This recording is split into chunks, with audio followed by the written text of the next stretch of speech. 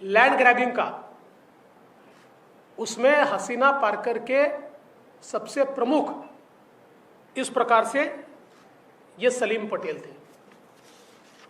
अब ये तो हुई ये दोनों की बात। अब इनका संबंध क्या है? अब कुर्ला में एक 3 एकड़ जगह, 2 एकड़ 80 यानी 2.80 एकड़, 3 से थोड़ी कम, 1,23,000 स्क्वायर फीट की जगह, इसको गोवा वाला कंपाउंड कहा जाता है। तो गोवा वाला करके उनकी जगह थी। और ये जगह कहां है कुर्ला में? एलबीएस रोड पर।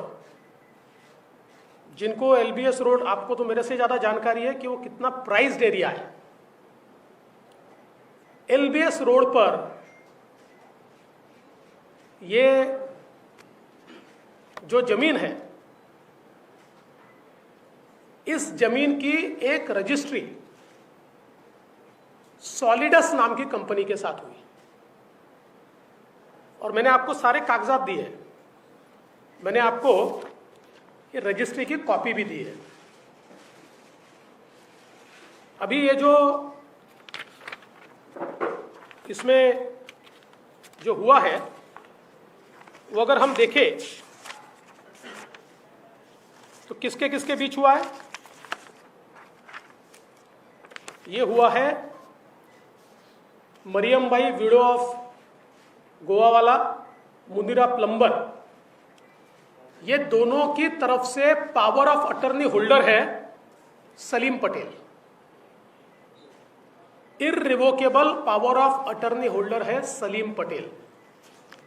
और दूसरे बिक्री करने वाले कौन है? दूसरे बिक्री करने वाले हैं सरदार शाह वली खान। यानी सलीम पटेल और शाह वली खान ने मिलकर इस जमीन की बिक्री की है। बिक्री किसको की है?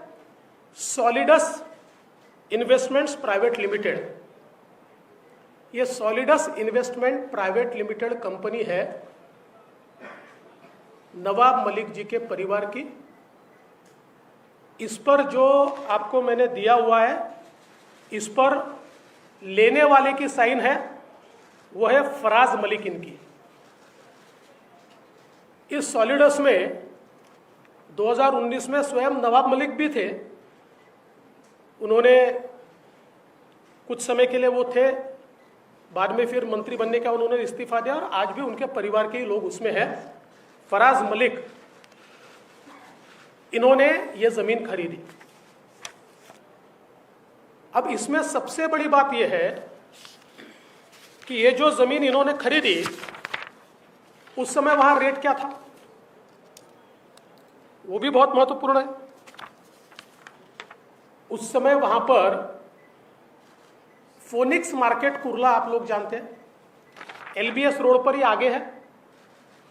उसी साल, उसी समय 2005 में इसकी खरीद हुई है 2053 पर स्क्वायर फीट, यानी 2000 रुपए स्क्वायर फीट से। Ready reckoner rate 8550 square metre है और मार्केट रेट 2053 स्क्वायर फीट के हिसाब से। और ये जो अंडरवर्ल्ड के लोगों से खरीदी गई लैंड, कुल 3 एकड़ एलबीएस रोड पर जमीन खरीदी गई 30 लाख रुपए में, 30 लाख। और उसमें से भी पेमेंट हुआ है 20 लाख रुपए का, 20 लाख। अच्छा, पेमेंट किसको हुआ है वो भी आपको मैंने दिया है, इसी रजिस्ट्री में वो दिया हुआ है। अगर आप रजिस्ट्री का पेज नंबर 5 देखेंगे तो, नाही आम्ही तुम्हाला याच्यावर दिलाय ते काय पीडीएफ वर दिली, दिली नसेल मिळाली तर मी येऊन जाईल, पीडीएफ वर दिलाय।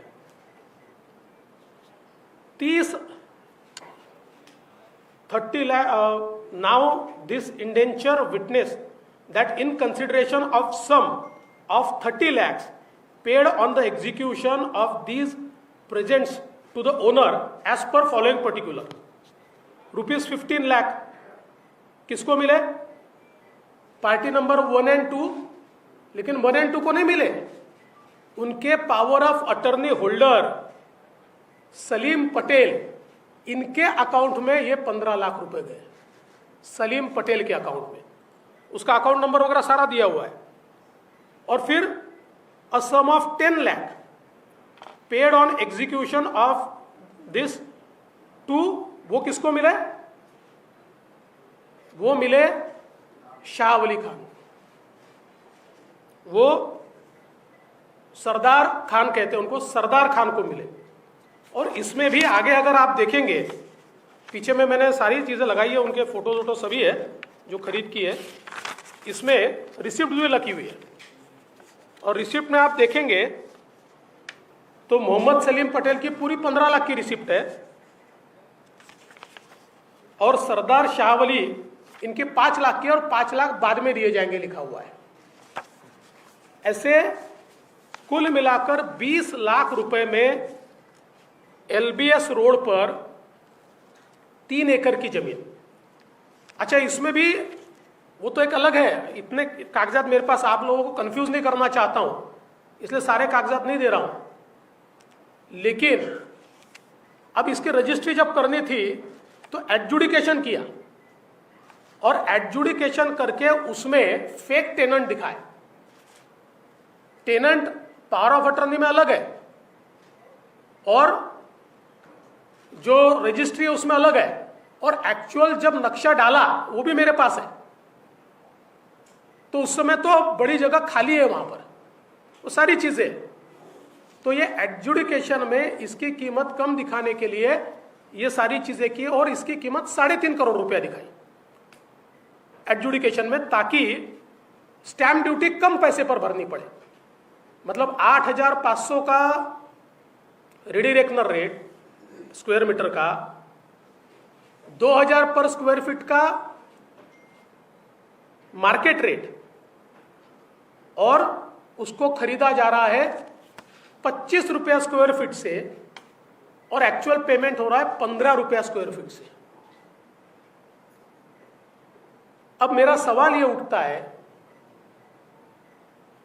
कि आप नवाब मलिक जी 2003 में जब यह सौदा शुरू हुआ और 5 में समाप्त हुआ, आप मिनिस्टर थे। यह जरूर है कि अंतिम रजिस्ट्री हुई उससे थोड़े समय पहले आपको जस्टिस सावंत के रिपोर्ट में आपके ऊपर स्ट्रिक्चर्स आए, इसलिए अपना पर छोड़ना पड़ा। पर क्या आप जानते नहीं थे सलीम पटेल कौन है? और सबसे बड़ी बात, मुंबई के गुनहगारों से आपने जमीन क्यों खरीदी? मुंबई में बम विस्फोट करने वालों से आपने जमीन क्यों खरीदी? और ऐसी कौन सी बात थी जिसके कारण ये मुंबई के गुनहगारों ने एलबीएस रोड पर 3 एकड़ की जमीन आपको 20 लाख रुपए में दे दी? सवाल ये उठता है कि इनके ऊपर टाड़ा था, टाड़ा उस समय। ये शायद बेल पर बाहर आए होंगे, इसलिए वो कर पाए, वो अभी उसमें असर्टन नहीं कर पाया। इनके ऊपर टाड़ा लगा था, और टाड़ा का अगर आप कानून देखें तो टाड़ा के कानून में टाड़ा का जो आरोपी होता है या कन्विक्ट होता है, उसकी सारी प्रॉपर्टी सरकार जब्त करती है। उसको सरकार जब्त करने का प्रावधान है। तो क्या यह टाड़ा के आरोपी की प्रॉपर्टी जब्त न हो, इसलिए फिक्टिशियस कंसिडरेशन के ऊपर आपको ट्रांसफर की गई? और हम अगर ये देखें तो इसमें बहुत स्पष्ट रूप से ये दिखाई पड़ता है कि ये जो सारा व्यवहार हुआ है, इस व्यवहार में तो इतनी उथल पुथल है कि आप लोग हैरान रह जाएंगे। मैं वापस कहता हूं कि आप लोगों को कंफ्यूज नहीं करना चाहता, क्योंकि 2003 में इसी प्रॉपर्टी में वो टेनेंट भी बने, उन्होंने अपने टेनेंसी ट्रांसफर भी की, वापस उन्होंने उसको खरीदा, और इसलिए ये सीधा संबंध अंडरवर्ल्ड से दिखाई देता है। आपने अंडरवर्ल्ड से, और उसमें भी मुझे इस बात का दुख है, आप मुंबई की उस विभीषिका को याद कीजिए जिस समय मुंबई में बम विस्फोट में हमारे मुंबईकरों के चीथड़े उड़ते हुए हमने देखे, चीथड़े। और हमारे चीथड़े उड़ाने वाले में जिन्होंने आरडीएक्स भरा, जिन्होंने कॉन्स्पिरेसी रची, जिन्होंने रेकी की, ऐसे व्यक्ति के साथ आप व्यवहार करते हो, बिजनेस करते हो। पर इतना ही नहीं है, ऐसी कुल मिलाकर मुझे 5 प्रॉपर्टीज छपड़ी है, जिनमें से 4 में तो 100% अंडरवर्ल्ड का एंगल है। देवेंद्र जी ने मुख्यमंत्री रहते हुए किस तरह से अंडरवर्ल्ड के जरिए पूरे शहर को हॉस्टेज बना रखा था, कल सुबह 10 बजे उसकी जानकारी देंगे। लेकिन आरोप लगाया गया कि हमने 1.5 लाख फुट जमीन खरीद ली कौड़ी मॉल में। देवेंद्र जी ने कहा कि जाली किराएदार उसमें बनाए गए। आप सभी जाकर देख लें, वो 1.5 लाख फुट जमीन पर एक मदीनतुल आमान नाम की कोऑपरेटिव हाउसिंग सोसाइटी है, जो 1984 में वहाँ इमारत बनी, गोवा वाला कंपाउंड के नाम से जानी जाती है, जिसमें मुनीरा पटेल ने रस्सीवाला को डेवलपमेंट राइट देके वहाँ पे 140 से 150 मकान बनाकर आम लोगों को बेचे। आज भी वो सोसाइटी वहाँ पर है। उसके पीछे जो जमीन है उस पे बड़े पैमाने पे झुग्गी झोपड़ी है, और हमारा एक गोडाउन वहाँ पे है जिसकी सॉलिडस इन्वेस्टमेंट कंपनी की वो लीज पर, जो मुनीरा है उनसे वो लीज पर थी 30 साल पहले से। और आगे हमारी उसी प्रॉपर्टी में 4 दुकानें थी। आप कह रहे हो कि फेक टेनेंसी क्रिएट की गई। बहुत सारे पत्रकार होंगे, जब 1996 में शिवसेना भारतीय जनता पार्टी की सरकार थी और हमें लगता है शायद 9 नवंबर का ही वो दिन था, और महाराष्ट्र में एक चौंकाने वाला नतीजा आया था जब नवाब मलिक शिवसेना भारतीय जनता पार्टी की सरकार में पहली बार उपचुनाव जीता था, और उस चुनाव का कार्यालय उसी गोवा वाली बिल्डिंग में था और जश्न भी वहीं मनाया गया था। 96 के आप जाकर मेरे कार्यालय के चुनाव के डॉक्यूमेंट निकाल लेंगे तो वहीं से हमने चुनाव लड़ा था। हम किराएदार वहाँ पे थे। जो मुनीरा पलम्बर है उन्होंने वहाँ पे झोपड़पट्टी थी, मदीनतुल आमान नाम की सोसाइटी थी, और उन्होंने हमसे संपर्क किया कि हम आपके पास जो गोडाउन है उसकी ओनरशिप हम या पूरी ओनरशिप देना चाहते हैं। हमने उनसे ओनरशिप ली। उनका जो पावर ऑफ अटॉर्नी था सलीम पटेल, उससे हमने रजिस्ट्री की। वो सारे कागजात उपलब्ध हैं। किराएदार के नाते उस समय जो स्टैम्प ड्यूटी थी, जो कीमत थी, हमने अदा की। वो सरकारी दस्तावेज में उपलब्ध हैं। हमने मालकिन से ली। अगर वो किसी को कहती हैं कि ये मेरा पावर ऑफ अटॉर्नी है, उससे आप पूरा आपका जो भी व्यवहार है वो पूरा कर लो, तो हमने वो पूरा करने का काम किया। देवेंद्र जी ने बढ़ा चढ़ा के बम ब्लास्ट का उल्लेख करने का काम किया, सरदार वली खान का उल्लेख करने का काम किया। शायद देवेंद्र जी को उनके मुखबिर बता नहीं पाए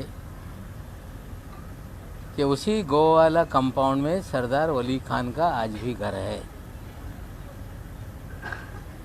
पिछले 70 सालों से उसी गोवाला कंपाउंड में सरदार वली खान के जो पिताजी थे वो गोवा वाला परिवार के एक वॉचमैन की तरह वहां पर काम करते थे। और जब हमने संपत्ति गोवा वाला परिवार से ली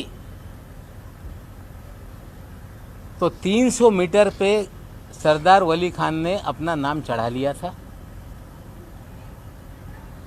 जब प्रॉपर्टी को हम रजिस्टर करने गए, ये बातें सामने आई और हमने 300 मीटर का पैसा देकर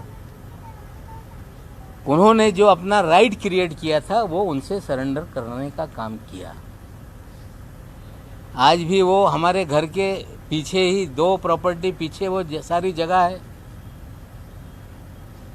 जो गोडाउन है वो भी हमारा वहाँ पर है।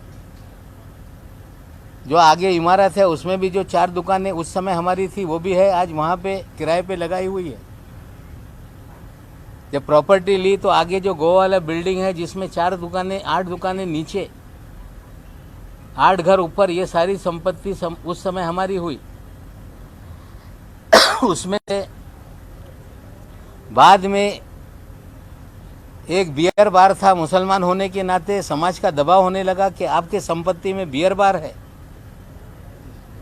वो बियर बार को भी ज़्यादा पैसा देके हमने सरेंडर करवाने का काम किया।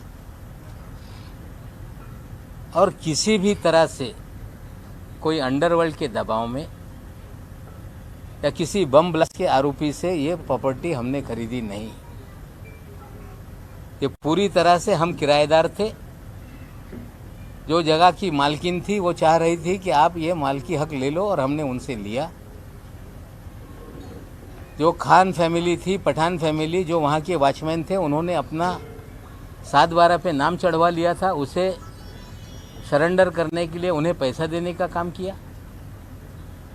और ये सच्चाई को देवेंद्र जी ने राई का पर्वत बनाने की कोशिश की। जो व्यक्ति 62 साल जीवन में इस शहर में कभी भी आरोप नहीं लग पाया कि किसी अंडरवर्ल्ड से नवाब मलिक के कनेक्शन रहे हैं, रिश्ते रहे हैं।